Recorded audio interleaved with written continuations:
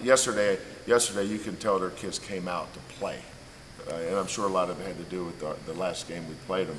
But once we got settled in, the last 3 or 4 minutes, second half, I thought we got our footing. And then at halftime, all we talked about was pace. Every time they shoot and miss, our wings have to run to the corner. The big that doesn't get the rebound has got to run to the front of the rim. The big that gets the rebound has to trail, and now the floor is spaced.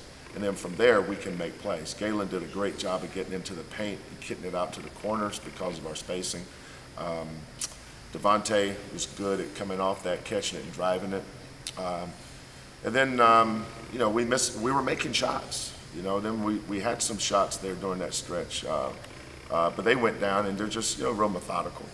Our sides, we were playing small because their bigs are kind of small, if you know what I mean.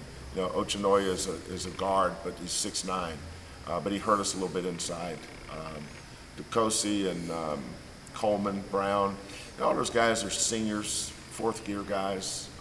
Some of them are fifth-year guys. I think Bond transferred from Texas, so he's a fifth-year guy. And they played like that. We played like a program that's still growing. And as painful as that is to go through, you've got to go through those things and grow. Those are games that we can win, but maybe we're just not ready to win them right now.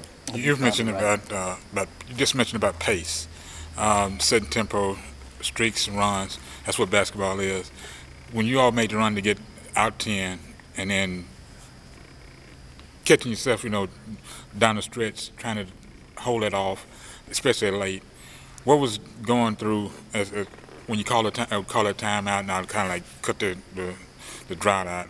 What was going through your mind and all, and trying to relate to your fellas, like just keep grinding? Yeah. The thing, I wanted the ball in the paint off the dribble. You got to take, in college basketball, look how many times you go to the foul line off drives. That's a big part of our game plan. Almost every game we play is to get the guys that can drive it to the foul line. Like Devontae went to the foul line 11 times yesterday. I think he was 9 for 11. Rob went there 6 times. He was 6 for 6. But getting the ball into the paint and making the right play. I thought we took a couple questionable shots. Guys were feeling it. We had a heat check. But you can't do that against that kind of team. We're good enough to beat that team, but now we got to get tough enough and smart enough.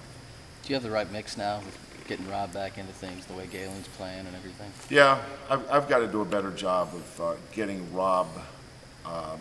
He's been out so long, our guys are kind of used to playing without him.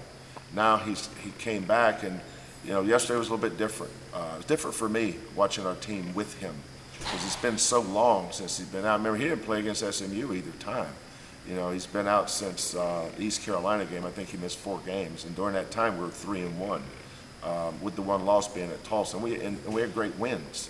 And all of a sudden he comes back. He said, "Well, all of a sudden we're going to be better. We're going to be different." And I think having him in there yesterday was a positive at times. And then there's times where we've just got to figure out how he can help the other 4 guys. I don't want anybody on our team to become just a volume shooter. That ball's got to move. And that's going to be a big point of emphasis in practice leading into Central Florida. Appreciate it, Coach. That's it. Thanks, Coach. Okay.